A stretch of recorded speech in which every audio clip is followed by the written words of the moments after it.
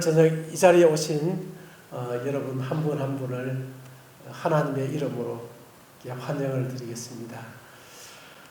이번 이란 또 시간을 통해서 살아계신 하나님을 만나시고 구원받는 거듭나는 이런 귀한 시간이 되기를 기도하겠습니다. 오늘 저는 특별히 우리가 하나님을 이렇게 믿으려고 이렇게 할 때에 하나님이 보이지 않기 때문에 그 보이지 않는 하나님을 믿는다는 것이 쉽지 않지 않습니까? 그래서 기독교인들은 어떻게 보이지도 않는 그 하나님을 살아계시다고 그렇게 믿고 있는지 좀 궁금하시죠? 예, 저도 처음에 예수님을 믿을 때에 그런 것이 많이 궁금했는데 알고 보니까 이렇게 분명한 사실 또 확실한 이러한 내용들이 있었구나. 그래서 기독교인들이 저는 그냥 다니다 보면 믿음이 생기고 그냥 믿으면 또 알게 되고 뭐 그렇게 맹목적으로 이제 믿으라고 하는 줄 그렇게 알고 있었는데 실제 알아보니까 그런 것이 아니었습니다. 그 어떤 것보다 분명한 그 믿을 수 있는 그런 내용들이 우리가 또 이게 손에 잡을 수 있는 이런 분명한 사실들이 있어서 전혀 그냥 무작정 믿으라는 이런 것은 아니다 하는 것을 먼저 말씀드리겠습니다. 오늘 저녁에는 한 3가지로 이렇게 살펴보려고 합니다. 첫째는 이 세상에는 이게 보이는 것하고 보이지 않는 것 어떤 게 더 많을까요? 사람들은 이 보이는 것을 이렇게 따라서 이렇게 살아가는데 실제로는 보이지 않는 것이 훨씬 더 많고 보이지 않는 것이 더 중요하다고 하는 것입니다. 이 과학자들이 이 보이는 것과 보이지 않는 것을 다 목록을 이렇게 작성을 해보니까 보이는 것이 몇 프로 정도 됐을까요? 100%에서 불과 4.6%, 그 다음 보이지 않는 것은 무려 95% 정도. 이렇게 보이지 않는 것이 훨씬 더 많은데 사람들은 보이는 것을 전부라고 생각하는 참 이런 또 착각 속에 이렇게 살아가는 것 같습니다. 보이는 것은 우리가 보면 보이는 것들이 뭐가 있어? 이 돈으로 살 수 있는 게 뭐가 있습니까? 첫째는 좋은 집, 또 뭐죠?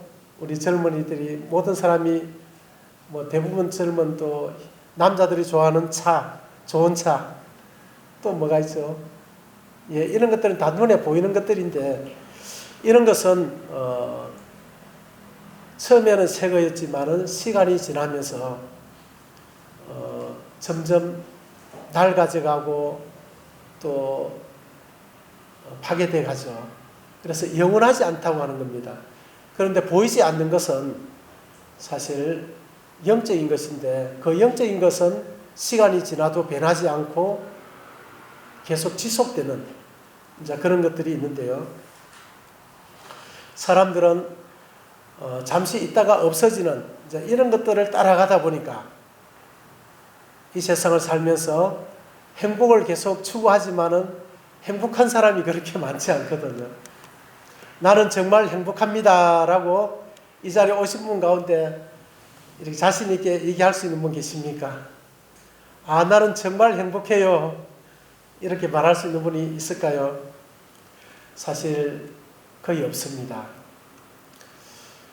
그것은 계속 변하는 것을 우리가 쫓아가기 때문에 그렇거든요. 보이는 것. 처음에는 좋았는데 좀 시간이 지나니까 차가 또 낡아지고 집도 그렇고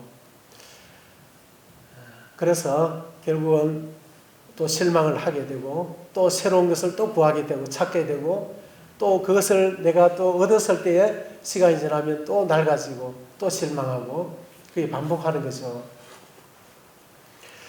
오늘 저녁에는 특별히 보이는 것이 아닌 보이지 않는 하나님에 대해서 말씀을 드리려고 하는데요. 그런데 보이지 않는 하나님, 이것이 영원한 것은 참 좋은데 보이지 않으니까 그 하나님을 어떻게 살아계시다고 그렇게 믿을 수 있는가 하는 것이죠. 자, 보이지 않는 하나님을 우리가 보이는 것보다 더 확실하게 이제 믿을 수 있는 것이 있는데요. 그것이 사도행전 17장 31절에 보면 모든 사람에게 믿을 만한 증거를 주셨음이니라 라는 말씀이 있습니다. 보이지 않는 것을 보이는 것보다 더 확실하게 믿을 수 있는 것, 이게 증거들이 있어요.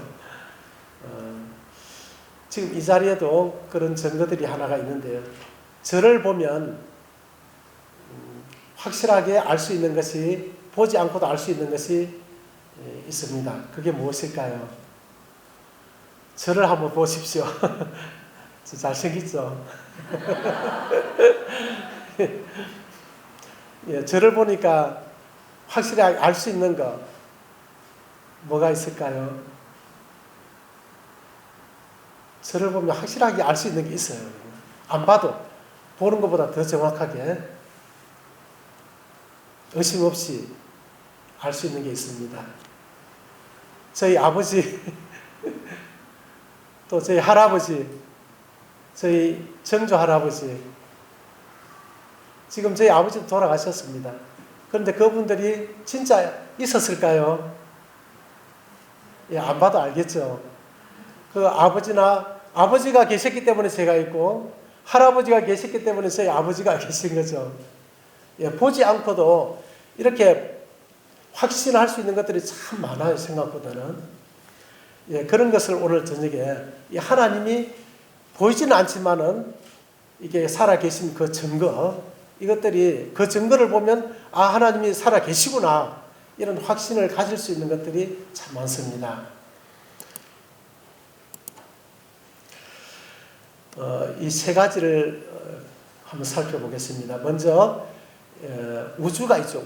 우주가 있는데 이 우주가 그냥 있는 것이 아니고 이 과학자들이 얘기하기를 미세한 이 조정이 되어 있다.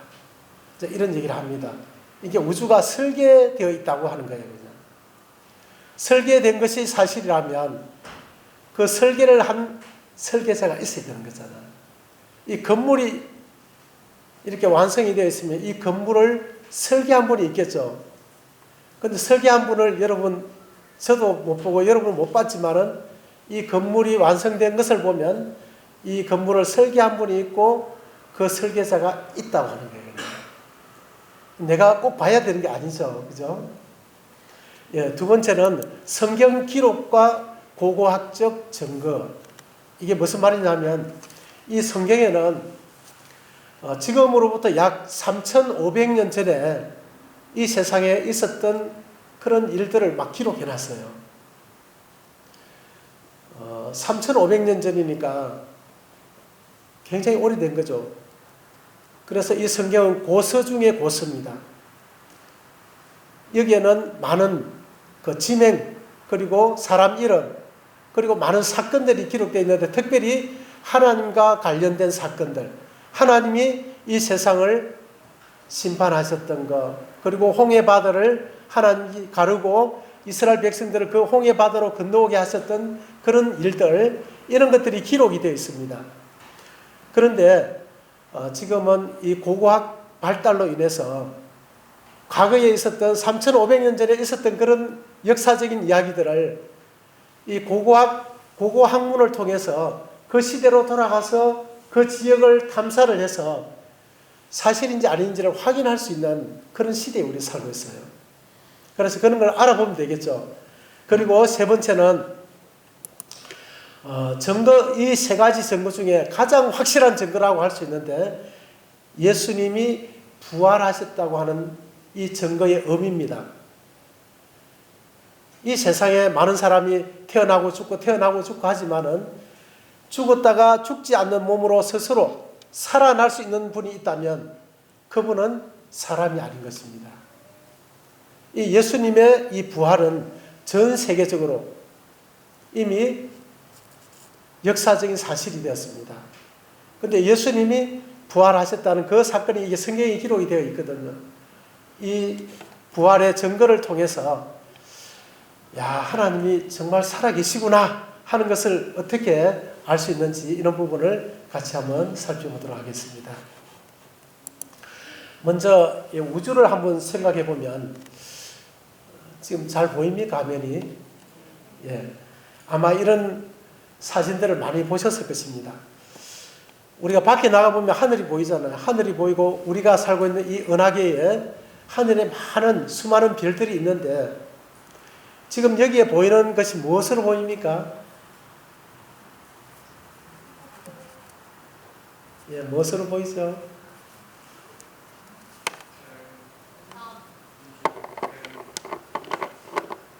예, 이것이 은하수들이 모여 있는 하늘입니다. 은하수의 하늘이 은하수 하늘.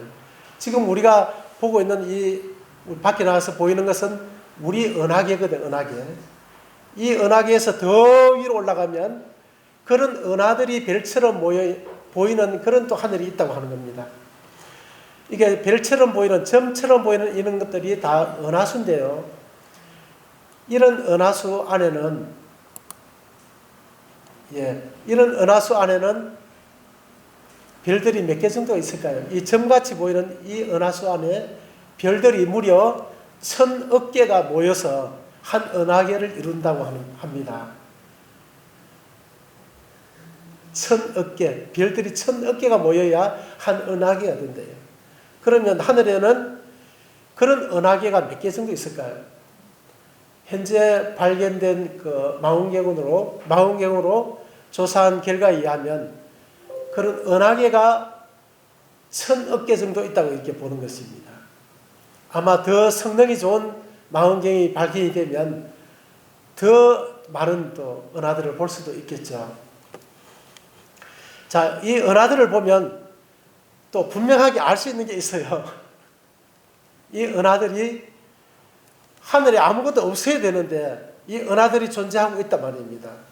이 존재하고 있다고 하는 것은 무엇을 말할까요? 이것을 누군가가 존재하게 했다는 것을 알 수가 있다고 하는 겁니다. 누군지는 모르지만은 내가 보지는 못했지만은 우주는 이 별들을 존재케 한 그 존재를 강력히 증가한다. 지금 이 앞에 강대상에 보니까 강대상이 있고 이 꽃이 있죠. 이 꽃이 생화입니까? 생화 같은데 보니까 소화같이 보이는데 생화같이 보이네요. 생화 같으네요. 예, 이것이 이렇게 있다는 것은 저절로 생겼을까 아니면 누군가가 이게 갖다 놨을까요? 예, 이 자리에 있다는 것은 누군가가 이 자리에 갖다 놨다는 것을 우리가 압니다. 내가 보지는 못했지만은 그런 것처럼 이 우주에 수많은 이 은하들을 이제 바라봤을 때에 우리가 조금만 생각해 보면 하나님을 금방 만날 수 있거든요. 저것들이 어떻게 해서 저 하늘에 아무것도 없어야 되는데 왜 존재할까? 그럼 저게 어떻게 존재하게 됐을까? 그럼 저걸 존재케 한 사람은 그는 누굴까? 사람이 할 수는 없고 그분이 누굴까? 이렇게 우리가 생각해 볼 수 있는 거죠. 야, 그런데 비트겐슈타인이라는 사람이 이렇게 말했습니다. 어째서 아무것도 없는 것이 아니라 무엇인가가 존재하고 있는가? 우주가 존재한다는 것이 사실이 되기 위해서는 그 존재를 가능하게 한 존재의 근거가 반드시 있어야 한다. 무슨 말인지 이해가 되시죠? 예, 이것이 있다는 것은 이것을 누군가 만든 분이 있다고 하는 거예요. 그래서 히브리서에 보면 집마다 지은 이가 있으니 만물을 지으신 이는 하나님이시니라. 저절로 생겼다고 얘기를 하면 안 되죠. 성경 창세기 1장 1절에는 이렇게 기록되어 있습니다. 같이 좀 읽어주시면 감사하겠습니다. 시작. 태초에 하나님이 천지를 창조하시니라. 참 놀랍게 이 성경은 하나님에 대해서 얘기를 하는데요. 하나님이 있다는 것을 증명하는, 증거하는 그런 말로 시작하지 않고 오히려 선포를 하고 있어요. 태초에 하나님이 온 세상을 창조하셨다 라고 이제 선포를 하고 있는 거예요. 참 이상한 책이죠. 이 세상에 많은 종교들이 있는데 그 수많은 종교들 가운데 이 천지 만물을 창조하셨다고 선포하는 그런 신은 하나님 외에는 없어요. 만약에 그렇게 얘기를 하면 거기에 대한 증명을 해야 되거든요. 어떤 신이 내가 천지를 창조하였노라 이렇게 얘기할 수 있겠습니까? 그 말은 아무나 할 수가 없는 말입니다. 이 세상에 많은 종교가 있죠. 종교가 있고 많은 교주들이 있는데 그 교주들 가운데서도 자기가 재림한 성령 하나님이다 까지는 얘기하는데 내가 이 세상을 창조했다 그렇게 말하는 교주 들어보셨습니까? 감히 그런 말을 할 수가 없는 겁니다. 오직 하나님만이 태초에 하나님이 천지를 창조하시니라 라고 선포할 수 있는 너무나 놀라운 이야기죠. 이 하나님께서 이 세상을 창조하셨다. 그래서 왜 아무것도 없어야 되는데 하늘에 뭔가가 있느냐? 그것을 누가 존재케 했느냐? 이게 그 존재의 원인이 나오고 있습니다. 바로 하나님. 이 하나님이 그것을 창조하셨다. 하나님이 창조하셨기 때문에 그 우주에는 질서가 있다고 하는 겁니다. 이 과학자들이 이 우주를 관측하다가 또 연구를 하다가 천체 물리학자들이 하는 말이 어떻게 이렇게 정밀하게 이게 누군가 이렇게 정밀하게 조정한 것처럼 조정한 것보다 더 정밀하게 이렇게 조정이 되어 있을까? 그걸 생각하면 그들이 창조주를 인정하지 않을 수가 없다고 하는 거예요. 그래서 과학의 대가들은 이 천지 만물을 이제 천체를 이렇게 연구하면서 창조주가 없으면 안 된다. 이제 그렇게 얘기하는 겁니다.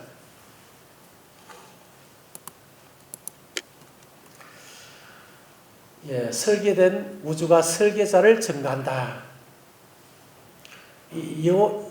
연세대학교 이영옥 교수라는 분이 계신데 이분이 이 우주에 대해서 강의를 하시면서 그런 얘기를 했습니다. 정말 이 우주는 너무나 미세한 그런 조정이 되어져 있다. 그래서 하나님이 뭔가 이것을 조정한 분이 계시다. 그런데 그분이 누군가? 그건 잘 모르겠다. 자, 그런 얘기를 하는 것을 들었는데요. 자, 태양이 있으면 태양으로부터 이게 지구가 여기에 위치해 있습니다. 그리고 그 앞에는 금성이 있고 그 밖에는 화성이 있죠. 이것은 이제 뭐 중학교만 가도 이게 다 배울 수 있는 그런 내용인데요. 너무나 단순하지만은 이것이 굉장한 질서를 가지고 있다고요. 질서. 태양으로부터 이 지구가 1억 5천만 킬로미터 떨어진 그곳에서 궤도를 벗어나지 않고 반복적으로 이렇게 돌고 있다고 하는 거예요. 반복적인 동작은 누군가의 이 조정이 없이는 그렇게 될 수가 없다고 하는 거죠. 그죠? 자연스럽게 움직인다는 것은 뭐 앞으로 갔다가 뒤로 가기도 하고 멈춰서기도 하고 빨리 가기도 하고 느리게 움직이기도 하겠죠. 그러나 이 지구가 지금까지 역사 이래로 1년에 2바퀴 돌았다는 얘기 혹시 들어보셨습니까?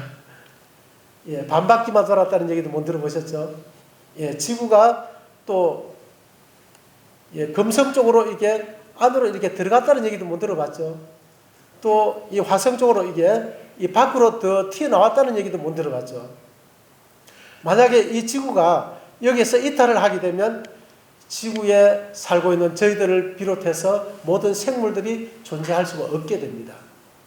하나님께서는 이 지구라는 이 별에 생명체가 존재하도록 하나님께서 모든 것을 조정해 놓으셨다고 하는 겁니다.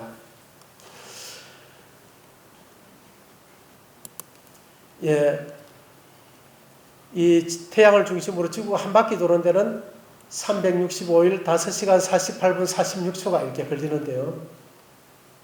이것이 계속 반복되면서 봄, 여름, 가을, 겨울이 이렇게 일어나고 있습니다. 그리고 이 지구 옆에는 이 달이 또 있죠, 달. 이 달이 있는데 이 달이 만약에 지구로부터 조금만 벗어나도 밀물과 썰물 활동이 또 달라지겠죠. 또 지구 옆에 있는 달이 크기가 조금 더 커지거나 작아지면 또 어떻게 될까요? 밀물과 썰물 활동이 더 급격하게 달라지고 지구의 기울기가 달라져서 지구의 생명체가 존재할 수 없다고 하는 겁니다. 또 달뿐만 아니라 이 지구 자체가 지금으로부터 약 한 60성분의 1만 이렇게 크거나 작아져도 지구상에 생명체가 존재할 수가 없다고 하는 거예요. 60성분의 1 같으면 얼마나 될까요? 6을 적어놓고 거기다가 동그라미를 60개를 이게 붙이면 어디까지 갈까요? 예, 60제곱분의 1. 그 확률 정도만 이게 차이가 나도 우연히 만약에 달라져 버려도 크기가 달라져 버려도 이 지구가 존재할 수 없다고 하는 거예요. 그 60성분의 지구의 60성분의 1 같으면 굉장히 미세한 차이잖아. 그 차이만 달라져 버려도 이게 달라진다면 얼마나 그 정밀하게 조정이 되어 있을까요? 저는 그런 걸 생각하니까 막 소름이 끼치더라고요. 야, 그 조그만 차이 나도 이 지구가 사라지거나 팽창해서 없어져 버린다니까. 야, 그렇다면 얼마나 이게 미세하게 조정이 되어 있는지. 이것이 저절로 될 수 있을까요? 예, 이 백작의 시계를 보면 그 뒤에 보면 태엽이 막 복잡하게 이제 이게 돌아가고 있습니다. 그걸 한 사람이 큰 거, 작은 거 이것을 정확하게 이렇게 조정해서 딱 조립을 해놓으니까 시계가 초침이 한 바퀴 돌아가면 분침이 어떻게 움직이고 분침이 한 바퀴 돌아가면 시침이 어떻게 움직이고 일정하게 계속 반복이 돼서 돌아가지 않습니까? 예, 이 과학자들이 이런 얘기를 했습니다. 인간과 인간의 문명이 유지되기 위해서는 우주를 이루고 있는 여러 행성들, 태양계, 그리고 은하계가 30만 가지의 하나의 통일적인 통제가 있어야 가능하다. 이 지구와 이게 생명체가 유지되기 위해서는 30만 가지가 동시에 딱 정확하게 맞아야 된다는 거예요. 그 중에 하나만 뭔가 수치가 달라지면 이 지구의 생명체가 살아갈 수 없는 환경이 된다고 하는 겁니다. 야, 30만 가지가 일시에 충족이 되려고 하면 그게 우연이 될 수 있겠습니까? 이런 것을 보면 연구를 하면 할수록 이것은 미세한 조정, 설계에 의해서 이 지구가 움직이고 우주가 움직인다 하는 것을 우리가 알 수가 있습니다. 자, 여기에 보면 이것이 어떤 그 야간 이게 도시를 이렇게 사진을 찍었는데요. 아름답습니까? 잠시 그 우리 기지개 한번 켜고 하겠습니다. 손을 한번 올려서 자 왼쪽으로 한번 넘어가겠습니다. 하나, 둘, 셋, 넷, 다섯, 여섯, 일곱, 여덟, 아홉, 열. 반대로 하나, 둘, 셋, 넷, 다섯, 여섯, 일곱, 여덟, 아홉, 열. 뒤로 하나, 둘, 셋, 넷, 다섯, 여섯, 일곱, 여덟, 아홉, 야, 예, 어깨를 한번 돌려주시고, 예. 예, 저는 오늘 저녁에 또 이번 복음 집회에 또 우리 강북교회 사랑하는 형제자매님들도 여러분을 초청해서 그냥 여기서 뭐 건강 세미나나 또 웃음 세미나를 하는 게 아니고 여러분들에게 진리를 여러분과 공유하기 위해서 정말 간절한 마음, 기도 가운데 여러분을 모셨거든요. 그래서 저는 굉장히 여러분들에 대한 이렇게 책임도 있고 또 진짜 진지한 마음으로 제가 말씀을 드리거든요. 저는 이게 앉아 계신 분도 진짜 내가 하나님이 진짜 있는지 내가 한번 알아봐야 되겠다. 제대로 한번 들어봐야 되겠다. 이런 생각을 가지고 들으신다면 분명히 하나님께서 여러분의 마음에 이 하나님이 계시다는 것을 보여주실 거예요. 그런데 이 자리에 앉아 계시면서도 그냥 한 분만 와보라 하니까 그냥 인사처리로 와서 앉아 있으면 진짜 이 시간이 지루할 수가 있거든요. 무슨 말 하는지도 모르겠고 관심도 없고 이러면 그렇게 이 시간을 한 시간을 허비하는 건 아깝지 않습니까? 그죠? 이왕 오셨으니까 진짜 하나님 계신지 내가 제대로 한번 들어보자. 하나님 진짜 살아계시면 이 시간을 통해서 하나님이 살아계신 것을 제 마음에 알 수 있도록 도와주십시오. 그런 긍정적이고 적극적인 마음으로 들으시면 분명히 이날 저녁이 여러분 생애에 정말 귀중한 시간이 되리라고 저는 믿습니다.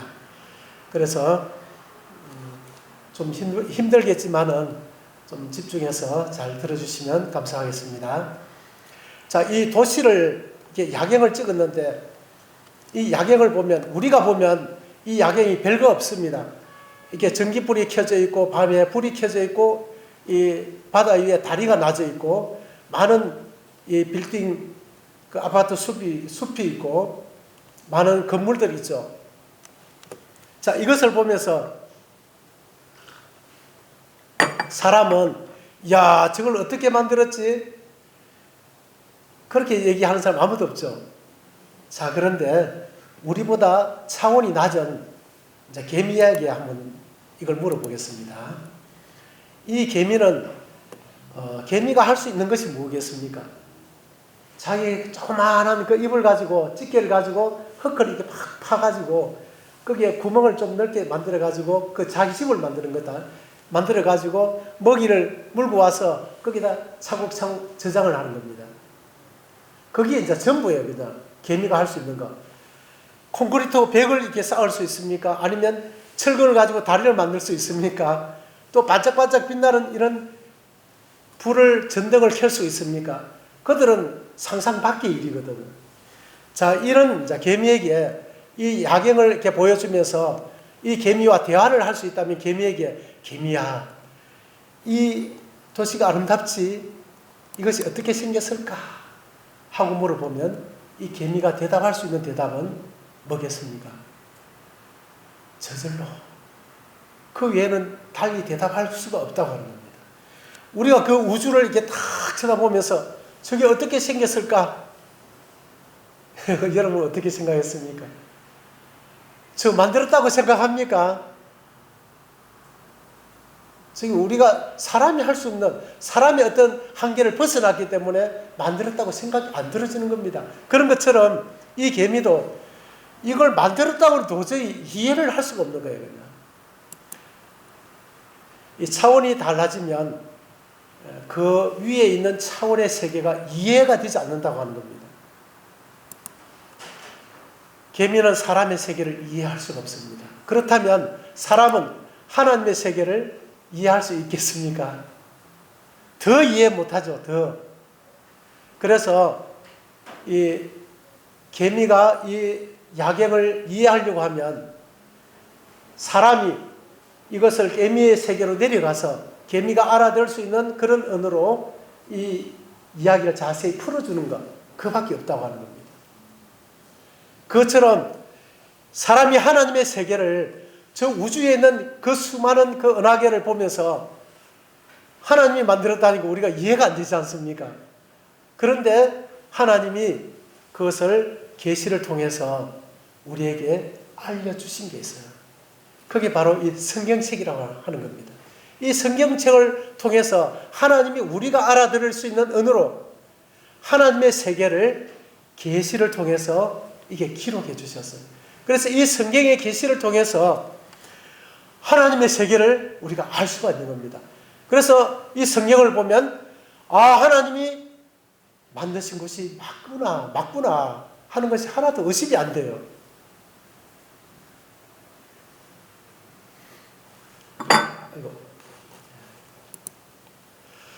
자, 히브리서 3장 4절인데 같이 좀 읽어주시면 감사하겠습니다. 시작. 집마다 지연이가 있으니 만물을 지으신 이는 하나님이십니다. 예, 집마다 지연이가 없이 존재하는 집 혹시 하나라도 찾아와서, 여기가 대구시죠? 대구시. 저절로 생긴 집 하나만 찾아오면 제가 현금으로 100만 원을 드리겠습니다. 내일 부지런히 찾아오십시오. 알바해가지고. 내일 저녁에 오실 때 찾아오시면 제가 100만 원 진짜 드리겠습니다. 알바 할 만하겠죠?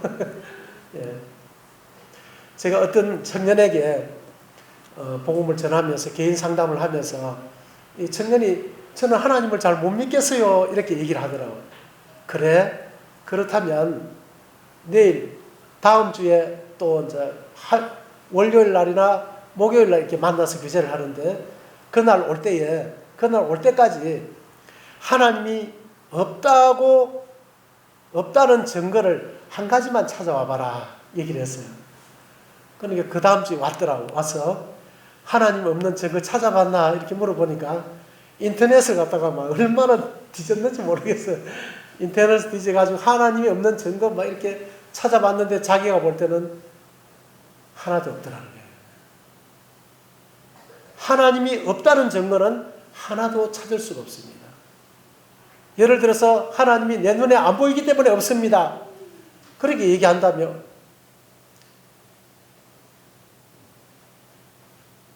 그러면 우리나라 전체를 다 뒤져봐야 되겠죠. 그 다음에 우리나라뿐만 아니라 저 미국도 가봐야 되겠죠. 유럽도 가봐야 되겠죠. 아프리카에도 가봐야 되겠죠. 이 지구촌에 다 둘러봐야 되지 않습니까? 그 지구촌을 구석구석 다 둘러보는 게 쉽겠습니까? 그럼 지구촌만 가서 안 되는 겁니다. 또 우주에 별이 얼마나 많습니까? 저 다 다녀봐야죠. 다 다녀보니까 하나님이 어디에도 없더라. 그렇게 얘기하면 어느 정도 말을 믿어줄 수 있지 않습니까? 그런데 우리나라도 다 돌아보지 않고 하나님은 어디에도 없더라. 그렇게 하면 그 논리적으로 맞지 않지 않습니까? 예, 하나님이 살아 계신 증거는 차고 넘친다고 하는 겁니다. 여기에도 집마다 지은이가 있으니 만물을 지으신 이는 저절로가 아니라 하나님이 만드셨다고 하는 겁니다. 만들지 않는데 누군가가 이걸 갖다 놓지 않는데 저절로 이게 여기에 와 있을 리가 없다고 하는 겁니다. 그죠? 자, 이제 고고학 발굴을 통해서 한번 살펴보도록 하겠습니다. 지금 이 지구는 지금으로부터 약 3,500년 전에 이스라엘 백성들이 이 이집트, 지금 옛날에 애굽이라고 하는데 이집트에서 약 400년간 노예로 살다가 하나님이 모세를 통해서 그들을 구출해서 이 홍해를 건너서 현재 이 팔레스타인 땅으로 그들을 인도하셔서 지금 이스라엘 백성들이 여기에 살고 있지 않습니까? 그래서 이 성경은 구약 성경을 보면 창세기 12장부터 보면 이스라엘의 역사입니다. 그냥 종교 서적처럼 착하게 살아라 그런 얘기가 아닙니다. 우리 인류의 역사를 사실 이 성경에 기록해 놨어요. 하나님이 이 세상을 창조하시고 사람을 지으시고 그 사람의 아담과 하와의 그 후손들이 누구는 누구를 낳고 하면서 이게 족보가 이어져 내려오고 있어요. 그 가운데 아브라함이라는 사람을 하나님이 택해서 이스라엘 민족을 나라로 만드시고 그 3,500년 전에 홍해를 건너와서 팔레스타인 땅으로 인도했던 그 나라가 지금도 이스라엘, 지금 팔레스타인 땅에 지금 버젓이 군사 10위권 내의 강대국으로 지금 자리를 잡고 살고 있다고 하는 겁니다. 그냥 옛날 얘기가 아니고 진짜 역사를 이 성경은 기록하고 있는 겁니다. 자, 그런데 그들이 이 홍해를 건너서 이곳으로 왔다고 하는데 이것이 사실이라면 그 증거가 있어야 된다고 하는 거죠. 자, 출애굽기 12장 15장 14장 21절입니다. 모세가 그러니까 이스라엘 백성들이 이집트에서 나와서 이 홍해 앞에 섰을 때에 앞에는 바다고 뒤에는 애국 군대가 그들을 잡으러 추격해 오고 진퇴양난의 그런 절대 위기의 그 순간에 하나님께서 이 바다를 쫙 쪼개가지고 그 바다 사이로 이스라엘 백성들이 지나오는 이런 내용이 기록되어 있습니다. 여기 보면 모세가 바다 위로 손을 내어민데 여호와께서 큰 동풍으로 밤새도록 바닷물을 물러가게 하시니 물이 갈라져 바다가 마른 땅이 된지라. 이 바다가 갈라지면서 그 밑바닥이 마른 땅이 되었다고 하는 겁니다. 이스라엘 자손이 바다 가운데 육지로 행하고 물은 그들의 좌우에 벽이 되니. 지금 어마어마한 일이 일어난 거죠. 예. 자, 여기를 확대하니까 이렇게 보입니다. 또 여기를 이제 이렇게 직선거리를 해보니까 18km 정도 되는데요. 인공위성으로 또 촬영을 해보니까 이렇게 약 6km 정도는 이 수심이 낮고, 그 다음에 이 6km 폭을 벗어난 곳에는 1200m 높이의 이 해구가 조성이 되어 있더라고 하는 겁니다. 그 이스라엘 백성들이 여기에서 이 바다가 갈라지면서 이곳으로 건너왔는데, 만약에 여기에 1200m 해구가 이렇게 조성이 되어 있었으면 이들이 이 밑으로 내려오지도 못하겠죠. 그런데 여기에는 6km 정도가 수심이 낮게 이렇게 이 토사가 밀려와서 이 바다 끝까지 이렇게 밀려나와가지고 이 수심이 얕더라고 하는 겁니다. 그래서 이 바다가 갈라지면서 그 사이를 이제 지나왔는데요. 그 내용을 이렇게 말하고 있습니다. 물이 그 이스라엘 백성들이 이 바다를 다 지나오고 나서 이스라엘 에집트 군인들이 이 바다 속으로 다시 그들도 추격에 들어왔어요. 들어왔는데 이 추격에 들어왔을 때 이스라엘 백성들은 다 물에 나오고 이 바닷물이 합쳐지면서 그들이 다 수장이 됩니다. 그 내용을 여기 이렇게 기록하고 있습니다. 물이 다시 흘러 병거들과 기병들을 덮되 그들의 뒤를 따라 바다에 들어간 바로의 군대를 다 덮으니 하나도 남지 아니하였더라. 그 이집트 병사들이 그 바다에서 다 수장이 됐다고 하는 겁니다. 그러나 이스라엘 자손은 바다 가운데를 육지로 행하였고 물이 좌우에 벽이 되었더라. 그날에 여호와께서 이같이 이스라엘을 애굽 사람의 손에서 구원하시며 이스라엘이 바닷가에서 애굽 사람들이 죽어 있는 것을 보았더라. 예, 엄청난 일이 있었는데요. 이곳에 2000년대에 들어와 가지고 이 홍해 바다 밑을 탐사를 하게 됐어요.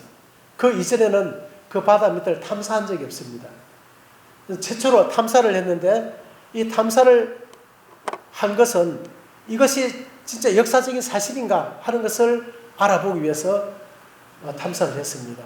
만약에 이것이 사실이라면 이 바다 밑에 뭐가 있어야 될까요? 여기 보니까 물이 다시 흘러 병거들과 기병들이 이 바닷속에 잠겼다고 나와 있거든요. 그럼 이 바닷속에 뭐가 있어야 되겠습니까? 병거. 이 쇠로 만든 이 병거들이 그 속에 있는 거예요, 그냥. 그러니까 그것들이 3,500년이 지났지만은 쇠 붙이니까 거기에 그대로 보존되어 있다고 하는 겁니다. 그래서 그것을 발견하기 위해서 이 탐사를 했는데요. 한번 보겠습니다. 예. 이게 이름이 뭔지 모르겠네. 홍해 수중 탐사입니다. 예, 좀 틀어주시면 좋겠습니다.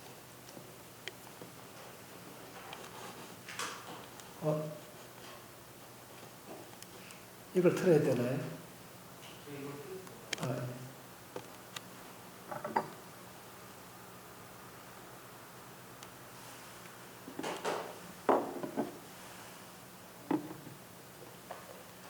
In the spring of 2000, a robotic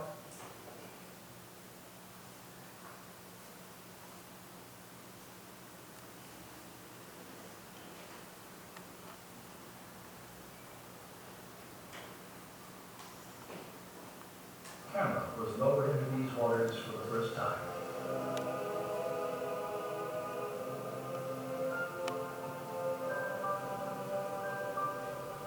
This has never been done. No one has been in the area at all with a remote control camera. The robotic camera's survey revealed many shapes and objects familiar to most, including coral formations with right angles, arches, discs, and straight shafts, fused into larger masses that have the appearance of twisted wreckage. Now, when we have been able to go back and forth with a remote control camera, we can repeatedly see that these strange structures we are looking for are there. Not at one place, but you see them again and again and again. There are situations where you see something that looks like an axle, a hub, something that looks like a wheel, and you say to yourself, it's not a car. 여기 보니까 저 뱅거 그 축하하고 축을 갖다 둘러싸고 있는 지게 뭐냐면 산호초입니다. 이 산호초가 완전히 엉겨 붙어가지고 그것을 하나 끌어내니까 저 속에 그 뱅거 축하하고 바퀴 저 자네들이 그대로 보존이 되어요. 저게 하나 두 개가 아니고 그 바닥에 수없이 있어요. 그런데 한 뱅거가 몇 대나 들어가는지 그걸 정확하게 알 수가 없지만 저 바닥인데 그런 것이 수없이 보존이 되어 있고 이것을 건져가지고 지금 이집트 박물관 이런 데 보존이 되어 있습니다. 그리고 바다 밑에까지도 저게 다 건져지지 않기 때문에 그것도 보존이 되어 있는 상태입니다.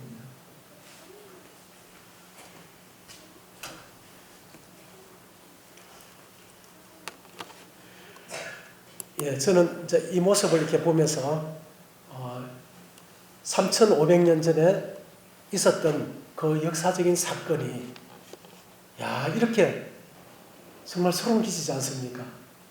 이것이 그대로 보존이 되어 있는 겁니다.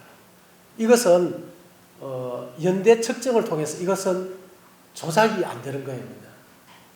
연대 측정을 하면 조작되면 금방 탈분하지 않습니까? 2000년대에 와가지고 하나님께서 특별히 이런 고고학 발굴 누구도 부정할 수 없는 이런 확실한 증거들을 하나님 몇 개 이렇게 인류 가운데 이렇게 허락하셨는데요. 그 중에 한 개가 바로 이 바다의 수중 탐사 요 내용입니다. 그리고 그 이스라엘 백성들이 이 홍해 바다를 건너와가지고 약 한 3개월 조금 못 됐을 때에 이 광야는 이 물이 없습니다. 그리고 양식이 없습니다. 이게 곡식이 자라지 않거든. 그러니까 여기 왔을 때에 물이 없어가지고 이스라엘 백성들이 굉장히 어려움을 당했는데 그때 하나님께서 여기 보면 이사야 48장 21절에 여호와께서 그들을 사막으로 통과하게 하시던 때에 그들로 목마르지 않게 하시되 그들을 위하여 바위에서 물이 흘러나게 하시며 바위를 쪼개사 물로 솟아나게 하셨느니라. 바로 이 자리인데요. 여기가 사우디아라비아 땅입니다. 이곳에 이 바위가 지금도 우뚝 서가지고 그대로 그 시대의 그 순간을 그대로 보존하고 있는 거예요.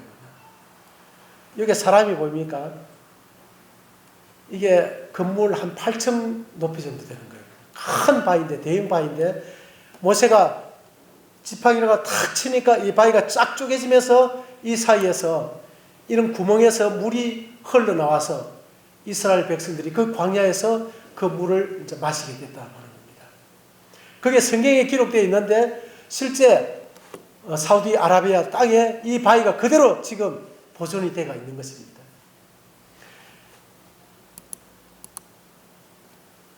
예, 어느 누구도 부정할 수 없는 이러한 증거들은 나에게 무엇을 말해주고 있습니까?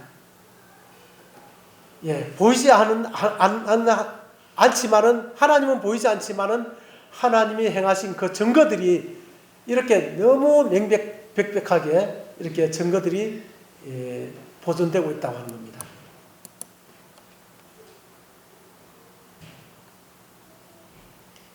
예, 그리고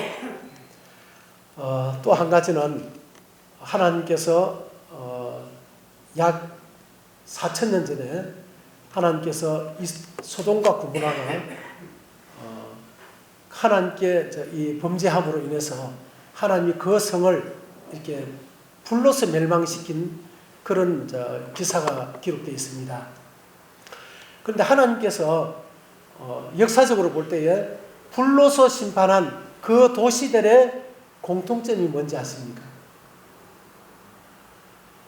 하나님께서 불로서 심판한 도시들의 공통점은 대부분이 똑같이 나타나는 게 성적인 타락입니다. 특별히 동성애. 하나님은 이것을 굉장히 미워하시는 것입니다. 이 심판하시는 것입니다. 그런데 베드로서에 보면 그때 이 세상은 물로서 심판했지만 지금은 하나님께서 이 세상을 불로서 심판하시기 위하여 간수하신 바 되었다. 이렇게 말하고 있거든요. 지금 하나님을 섬기는 그 이스라엘 백성들, 그 이스라엘 나라에서 제일 큰 케어 축제가 거기서 사실 시작이 됐거든. 거기서 열리고 있다고 하는 텔아비브에서. 그 우리나라도 지금 서울에서 케어 축제가 열리고 있지 않습니까? 사실 전 세계적으로 이 동성애가 이게 들어가지 않는 곳이 거의 없다고 하는 거예요. 특별히 아프리카에서 선교하던 그 선교사가 와서 얘기하는 걸 들어봤는데요. 거기에는 이 성적 타락이 너무 심각해가지고 짐승보다 더 심하다는 거예요. 한 집에 사람이 살고 있는데 이 자녀들을 갖다 이 계보를 한번 그 족보를 만들어 보려고 시도를 하다가 보니까 이 씨를 알 수가 없는 거예요. 너무 난잡해서 혼잡해가지고 그래 포기를 했다는 겁니다.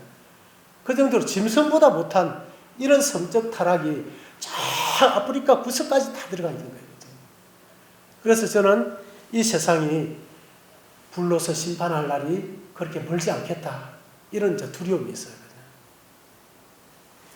자, 여기도 그런 죄 때문에 하나님이 심판을 하셨는데 창세기 19장 24절 25절에 이렇게 나옵니다. 여호와께서 하늘 곧 여호와께로부터 유황과 불을 소돔과 고모라에 비같이 내리사 그 성들과 온 들과 성에 거주하는 모든 백성과 땅에 난 것을 다 엎어 멸하셨더라. 유황과 불을 소돔과 고모라에 비같이 내려가지고 그 도시를 완전히 확 태웠다고 하는 거예요. 그 유황은 굉장히 높은 온도에서 타는 거라고 알고 있거든요. 그래서 그때 그 도시를 태웠던 그 온도가 화씨 6,000도 정도 올라갔다고 그래요. 그러니까 도시를 돌로 이렇게 막 담을 쌓고 집을 쌓았는데 그 돌이 다 녹아가지고 타가지고 재가 될 정도니까 엄청난 온도로 그 도시가 완전히 그냥 불에 다 타버린 거예요. 그런데 이 베드로 전서에 와서는 베드로 후서에서는 이렇게 말하고 있습니다. 소돔과 고모라 성을 멸망하기로 정하여 죄가 되게 하사 후세에 경건하지 아니할 자들에게 본을 삼으셨습니다. 이 하나님께서 그 소돔과 고모라 성을 불태운 그 성을 약 4,000년 전에 있었던 그 역사적인 사건을 그대로 보존을 했다는 거예요. 그냥 그 잿더미를 그대로 보존해가지고 오늘날 경건치 않은 우리가 그것을 통해서 회개하고 하나님께 돌아올 수 있도록 하기 위해서 우리가 다 멸망당하지 않고 우리가 구원받게 하기 위해서 하나님이 그것을 후대에 살고 있는 우리를 위해서 그것을 그대로 보존해가지고 지금 우리에게 보여주고 있다고 하는 거예요. 저는 이 동영상을 보면서 진짜 간담이 서늘하더라고요. 4,000년 전에 하나님께서 그 죄 때문에 불러서 심판하셨던 그 도시가 그대로 죄로 보존이 되어 있는 거예요. 어디에? 이스라엘 땅에. 이 동영상을 한번 보시겠습니다. 소돔과 고모라.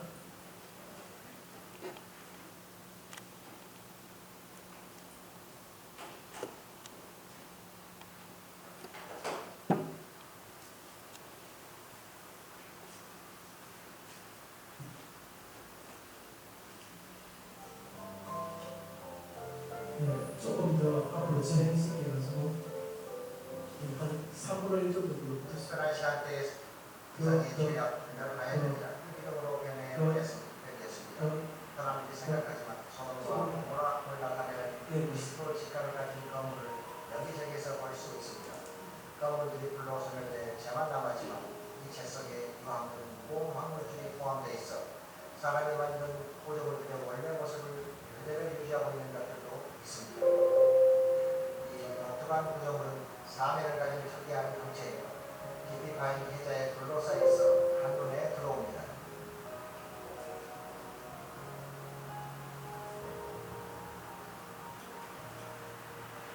이 구조물 옆면에 선명하게 남아있는 묘한 특징들을 조사하려고 가까이 다가갔습니다. 이 조형물에서 볼 수 있는 소형돌이 줄무늬는 보통 대적층 바위나 흙에서 볼 수 있는 수평 줄무늬와 같았습니다.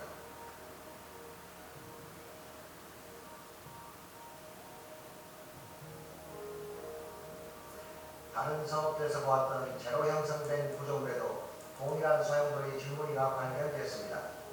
이렇게 희한한 소형돌이 줄무늬는 다시 6,000도까지 되는 극한 열로 인한 열이온 작용 때 전자가 죽여나가고 끌려오는 과정에서 생긴 것입니다. 도시 산전 때 주님이 하늘에서 쏟아부은 무한불로 이 지역은 사망과 멸망이 소용돌이치는 끓는 가마솥이 되었습니다.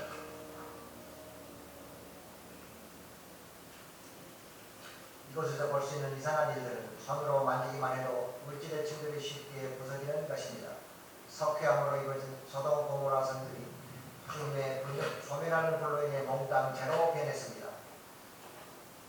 이렇게 멸망한 지역은 이 지역이 하얀 석고로 된 이상한 형체들과 다른 지역에서는 안 보이는 불빛 모양의 기이한 물질로 알 수 있습니다. 예, 여기까지 보겠습니다. 예, 보시니까 어떻습니까? 진짜 간담이 서늘하죠. 4,000년 전에 있었던 그 역사적인 사건이 오늘까지 하나님이 죄로 그것을 보존해서 오늘날 우리를 위해서 저걸 보존해 주셨다고 하는 겁니다. 그 하나님은 모든 사람이 회개하고 다 구원받기를 원하시거든. 하나님은 한 사람도 멸망받기를 원하지 않습니다. 여기에 참여하신 오신 여러분 한 분 한 분을 하나님은 구원하시기를 원하십니다.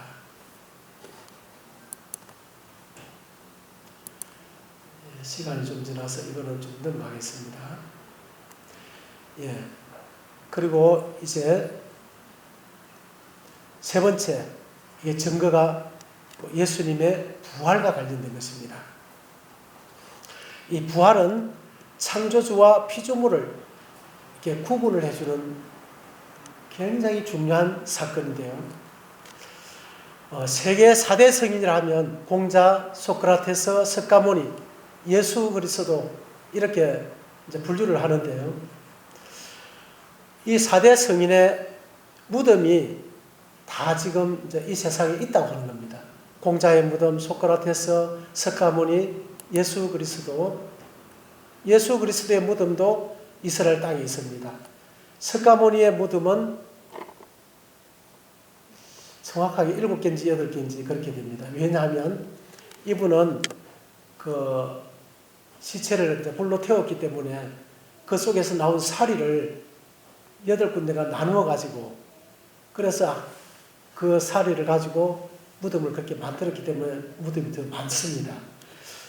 자, 그런데 이 4대 성인이라고 예수님도 이제 분류를 하긴 했는데, 이 무덤, 이분들의 무덤은 다 이렇게 있지만은 예수님의 무덤은 좀 다릅니다. 예수님의 무덤은 비어 있다고 하는 거예요. 이 무덤 앞에는 다 누구의 묘라고 이렇게 비석이 붙어가 있지만은 예수님의 그 무덤 앞에는 여기 계시지 않고 살아나셨느니라. 좀 특이한 그것이 이제 세워져 있다고 하는 겁니다. 그러면 왜 예수님의 무덤은 비어 있을까요? 예. 이 빈 무덤이 우리에게 무엇을 말해줄까요? 이 빈 무덤은 예수님의 부활을 우리에게 말해주는 것이거든요.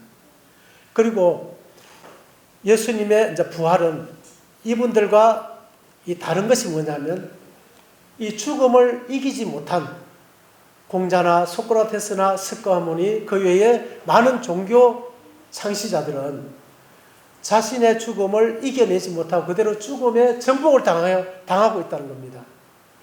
그런데 예수님은 그 죽음을 당했지만은 그 죽음을 스스로 이기고 살아나셨다고 하는 거예요. 살아나셨는데 잠시 살아나셨다가 다시 죽는 것이 아니라 영원히 죽지 않는 몸으로 살아나셔서 지금도 살아계시고 하나님 보좌 우편에 지금 성천하셔서 앉아 계신다고 하는 겁니다. 예, 이것은 역사 가운데 가장 굿뉴스 중에 굿뉴스입니다. 자, 스티브 쿠머라는 이분이 이런 얘기를 했습니다. 세계 종교의 모든 창시자들이 자신의 죽음을 이겨낼 수 없었다는 사실은 그들이 진리를 상징하지 않음을 보여주는 좋은 증거다. 예수 그리스도는 죽었다가 부활함으로써 자신이 진리임을 보여준다. 이 기독교는 예수님의 이 부활의 사실 위에 세워졌거든요. 예수님이 죽었는데, 십자가에 달려 죽었는데 3일 만에 살아나셨다 하는 것이 전파되면서 이 기독교가 시작이 된 겁니다. 예수님이 만약에 부활하지 않았다면 이 기독교는 역사 가운데 아마 없었을 거예요. 유대교만 계속 내려왔을 것인데, 그래서 이 기독교 이 자체가 예수님이 부활했다는 그 사실을 강하게 증명하고 있고, 예수님의 부활은 예수님이 바로 인간이 아니라 하나님이다 하는 것을 우리에게 증명해 주고 있다고 하는 겁니다.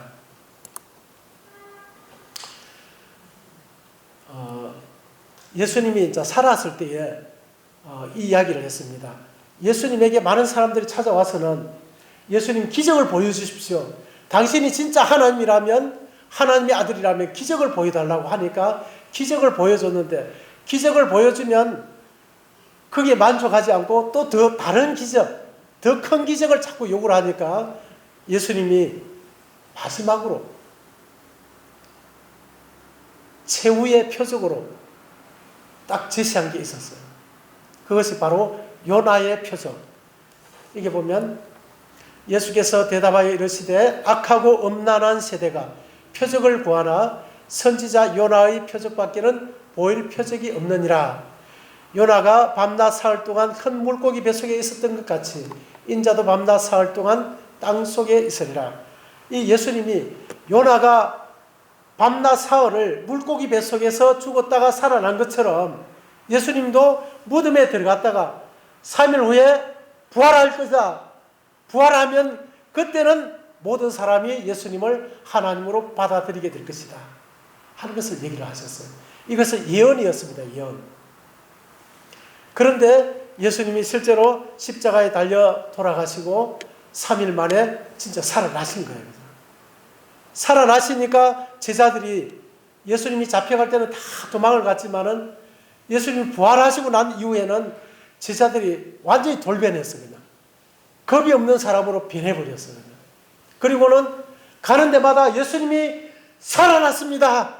예수님이 살아났습니다. 하고 얘기를 했어요.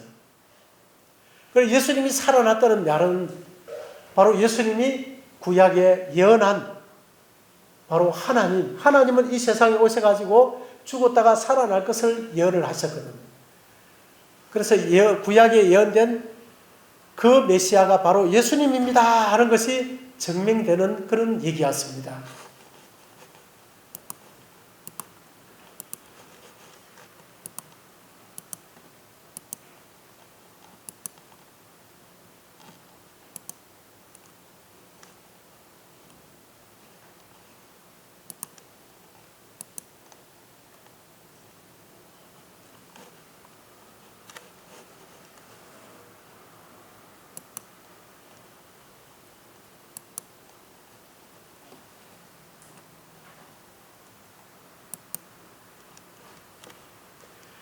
예, 이게 화면이 안 넘어가네요.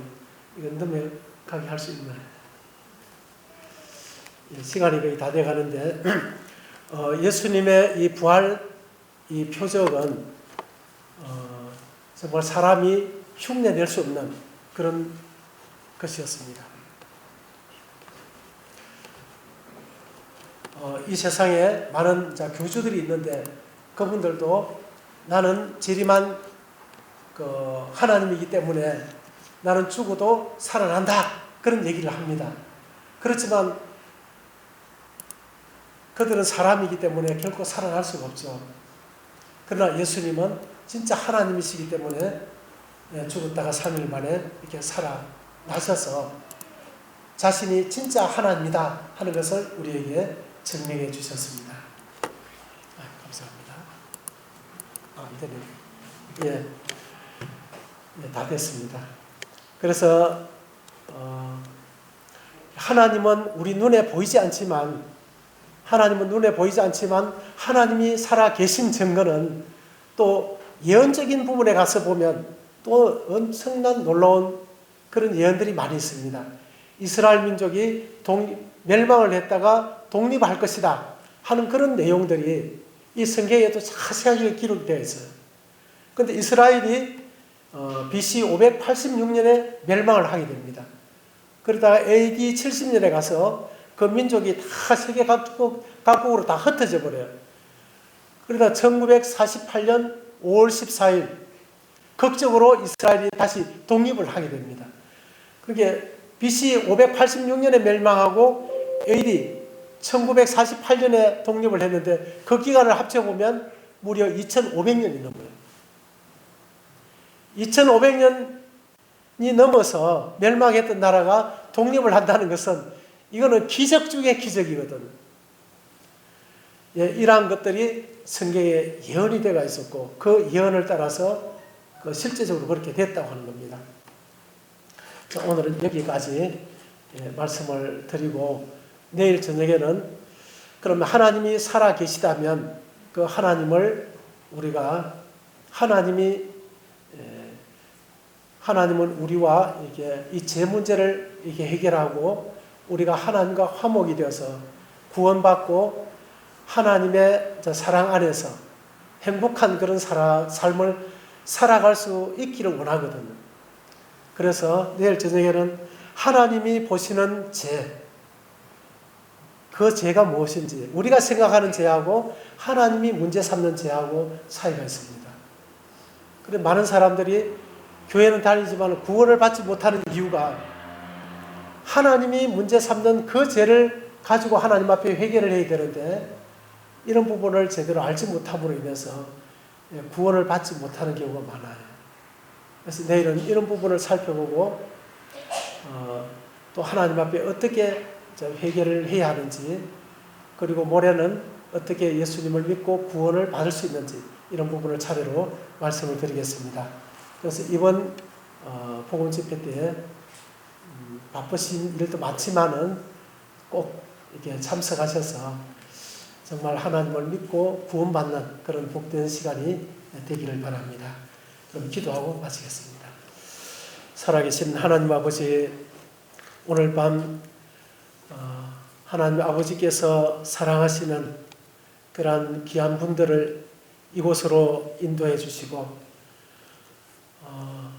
또 하나님이 눈에 보이지 않지만 하나님이 살아계신 수많은 증거들을 하나님은 우리에게 준비해 놓으시고 그런 증거들을 통해서 하나님을 믿을 만한 그러한 증거들을 우리에게 좀 보여주시고 또 허락해 주신 것을 감사드립니다.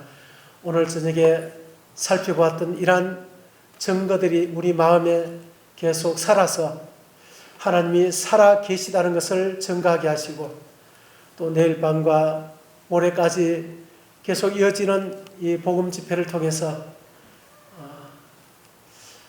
주님을 믿고 구원받는 그런 놀라운 참 은혜가 이 자리에 참석한 모든 분들에게 좀 일어날 수 있도록 축복해 주시기를 간절히 부탁드리며 이 모든 말씀 주 예수 그리스도의 이름으로 기도드리옵나이다.